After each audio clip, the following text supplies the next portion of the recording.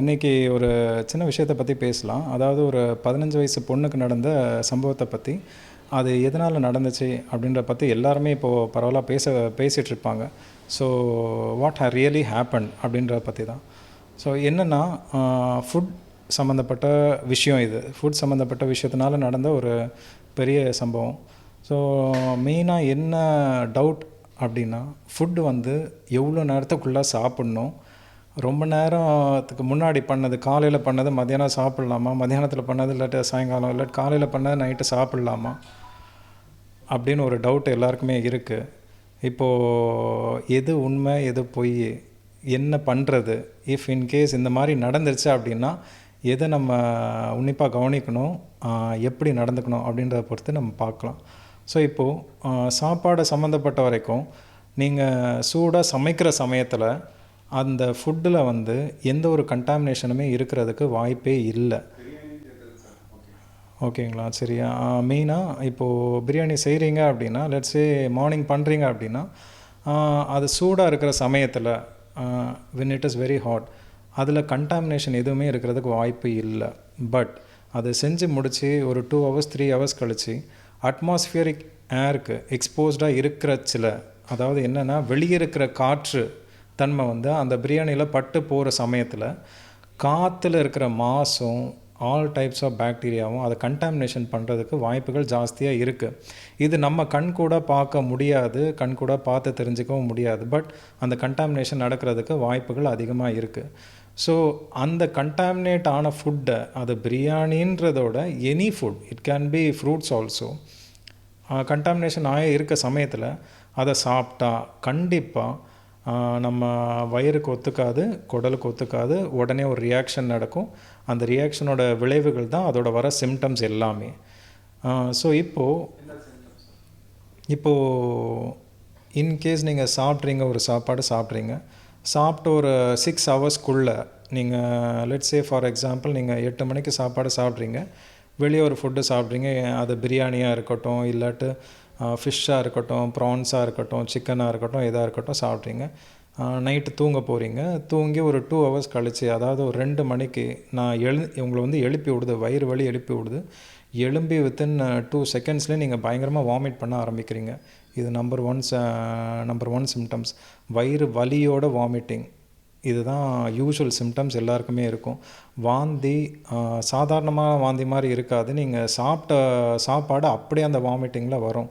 ஏன்னா அந்த குடல் வந்து அதை டைஜஸ்ட் பண்ண முடியாத அளவுக்கு தவிச்சிட்டு இருக்க சமயத்தில் தான் உங்களை எழுப்பி விட்டு அதை வெளியே தள்ளும். ஒன்ஸ் அது நடந்ததுக்கு அப்புறமும் வாமிட்டிங் வந்து கண்டினியூஸாக இருக்கும். Every 15 minutes or every half an hour vomiting இருக்கும். சில பேஷண்ட்ஸ்லாம் நியர்லி 10-15 டைம்ஸ் கூட வாமிட்டிங் பண்ணி வித்தின் 3 ஹவர்ஸில் வாமிட்டிங் பண்ணி வந்ததை நாங்கள் பார்த்துருக்கோம்.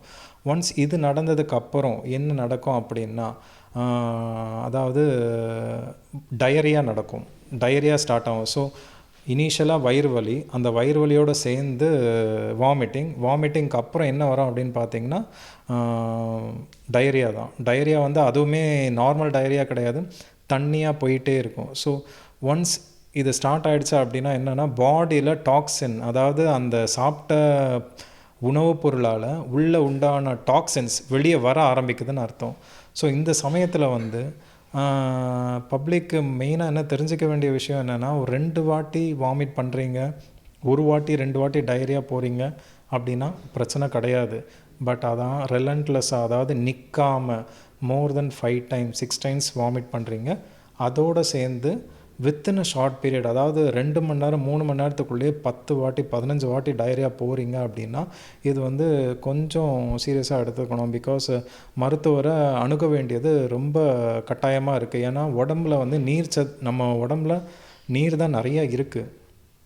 ஸோ அந்த நீர் சத்து வந்து குடல்லேருந்து பிரிஞ்சுக்கிட்டே இருக்கும். குடல்லேருந்து நீர் வந்து அந்த டாக்ஸிக் எஃபெக்ட்னால் வெளியே தள்ளிக்கிட்டே இருக்கும். ஏன்னா அந்த டாக்ஸினை எப்படியாச்சும் உடம்பு வெளியே தள்ளினா தான் அது it goes into defensive survival mode. So அதனால் அதை வெளியே தள்ளிக்கிட்டே இருக்கிற சமயத்தில் வாமிட்டிங்கும் வரும், ஆஸ் வெல் அஸ் டயரியாவும் ஆகும் அந்த டாக்ஸினோட எஃபெக்ட்னால். ஸோ இது வந்து அளவுக்கு மிஞ்சி போகுது அப்படின்னா, மோர் தென் 10 டைம்ஸ், மோர் தென் 15 டைம்ஸ் போகுது, டயரியா போகுதா அப்படின்னா உடம்புல இருக்க தேவையான நீர் சத்து, உப்பு சத்துக்கள் எல்லாமே வெளியே போயிடுச்சுன்னு அர்த்தம். பேஷண்ட்டுக்கு வந்து நிறையா சிம்டம்ஸ் லைக் லைட் ஹெடட்னஸ்லேருந்து தலை சுற்றுறதுலேருந்து கான்ஷியஸ்னஸ் போகிற அளவுக்கு ஒன்றும் தெரியாமல் போகிற அளவு கூட மயங்கி விழுற அளவு கூட வருவாங்க. நிறைய பேஷண்ட் இங்கே வரச்சில் சுயநினைவே இல்லாமல் வருவாங்க. என்னென்னு பார்த்தா நைட்டு ஃபுல்லாக, அதாவது யூஸ்வலாக எல்லோரும் என்ன சொல்லுவாங்கன்னா, நான் நைட்டு ஃபுல்லாக டைரியா போயிட்டே இருந்தேன் சார், எத்தனை வாட்டினா அளவே இல்லை, கணக்கே இல்லை, மோர் தென் 15-20 டைம்ஸ் போயிருப்பேன் அப்படின்னு. அந்த 15-20 டைம்ஸ் போகிற வரைக்கும் வெயிட் பண்ண வேண்டாம். அதுதான் அன்பான வேண்டுகோள். என்னென்னா ஒரு 10 வாட்டிக்கு இல்லாட்டி 2-4-5 வாட்டிக்கு மேலே போகிறீங்க அப்படின்னா உடனே பக்கத்தில் இருக்கிற ஹாஸ்பிட்டலுக்கு போய் மருத்துவரை அணுகிறது வில் பி ஐடியல் சாய்ஸு.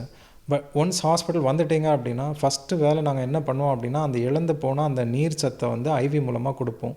அதுதான் ஃபஸ்ட்டு ட்ரீட்மெண்ட்டே. ஸோ தேவையான நீர், உப்பு கலந்த நீர், உடம்புல இருக்க அந்த உப்பு கலந்த நீர் போகிறத நாங்கள் ஐவி சலைன் மூலமாக கொடுத்து ஃபஸ்ட்டு விஷயத்தை பிபியை ஸ்டெபிலைஸ் பண்ணிடுவோம். Then we will give all the other supportive medicines.